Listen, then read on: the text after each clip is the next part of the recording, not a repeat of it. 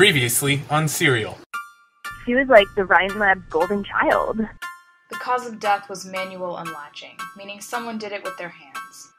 I saw Anne remove the cultures the night before, and she was the only person still in lab with me.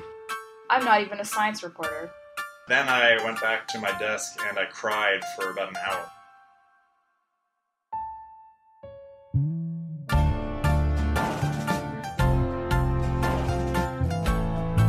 This is a Global Telling prepaid call from Ann Dodson, an inmate at the Stanley Hall Correctional Facility. From MCB in Berkeley, it's Serial Episode 2. I'm Sarah Koenig. We're telling the story of a -80 freezer that was left open in Stanley Hall, room 392B, and the story of Ann Dodson, a graduate student who was convicted of the crime. Today you will hear the case against Ann Dodson, as presented at her trial. Her conviction and subsequent sentencing rested almost entirely on the testimony of one David McCleary, another graduate student in the Ryan Lab, and details obtained from examination of lab notebooks by investigators. From the start, investigators knew the freezer must have been left open by the last person to leave the lab, as no one heard the temperature alarm going off. David originally fell under suspicion because he is known to often be in lab late at night. But David said he remembers leaving lab early that night. Let's listen to his testimony. So, sir, did you or did you not say that you left lab by 8:30 p.m. the night of January 13th? Yes, ma'am. David's testimony here is compelling, and the details he gave to investigators about the evening in question generally line up with information from Ann and David's lab notebooks.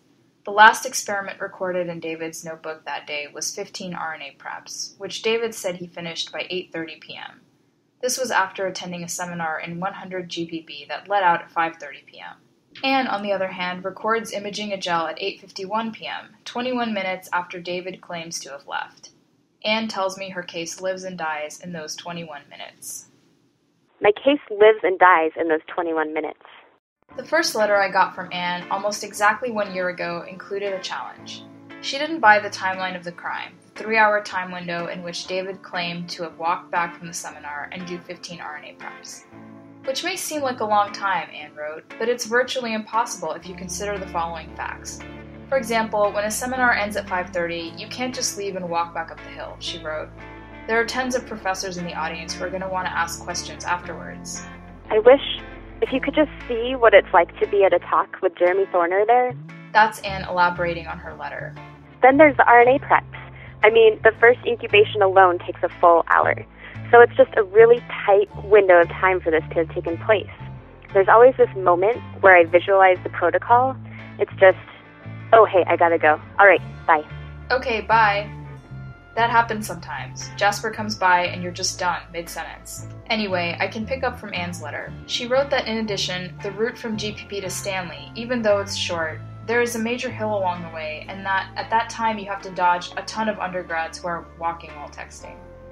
Gauntlet so thrown, grad student Katie Sieberman and I gave it a shot.